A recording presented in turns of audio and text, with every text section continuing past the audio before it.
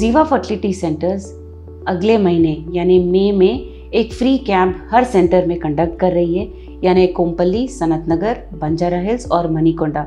हर शनिवार ये camp conduct किया जाएगा और इसमें फ्री कंसल्टेशन, रजिस्ट्रेशन, काउंसलिंग और सीमेनालिसिस इंक्लूडेड है। अवश्य इस मौके का फ़ायदा उठाइए और आकर अपने इन्वेस्टिगेशंस करवा के ट्रीटमेंट ऑप्शंस ज़रूर मालूमात कीजिए। Thank you. नमस्कार, मैं डॉक्टर सुवर्चला, साइंटिफिक डायरेक्टर जीवा फर्टिलिटी सेंटर से।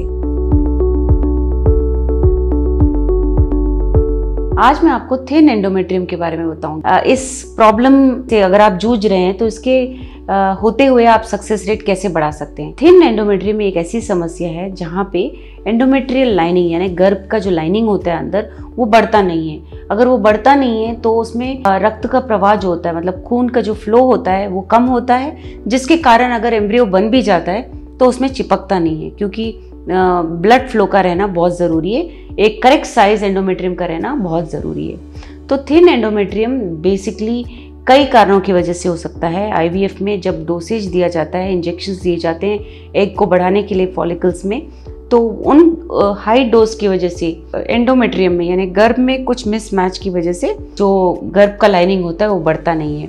बेसिकली याद रखिए कि 4 हार्मोन बहुत ज़रूरी होते हैं: follicle stimulating hormone, luteinizing hormone, estrogen और प्रोजेस्टेरॉन। इन 4 के अच्छे फ्लो के कारण ही एग बड़े होते हैं, रिलीज होते हैं और गर्भ का जो लाइनिंग होता है वो बढ़ता है ईस्ट्रोजन और प्रोजेस्टेरॉन की वजह से। अगर इन चारों में कोई भी ठीक से काम ना करे, ये पूरे प्रोसीजर में कहीं ना कहीं बाधा आ सकती है। तो आईवीएफ में ये इंजेक्शंस के बाद कभी कभी एंडोमेट्रियम बहुत थिन हो जाता है। इसकी वजह से आपका एम्ब्रियो ट्रांसफर पोस्टपोन किया जा सकता है, यानी कि इस साइकिल में नहीं होगा, अगले साइकिल में होगा। अगले साइकिल में जब ये इंजेक्शंस का प्रभाव पूरा उतर जाता है, बिल्कुल गिर जाता है, तब आपको ईस्ट्रोजन दिया जाएगा पीरियड के दूसरे दिन से।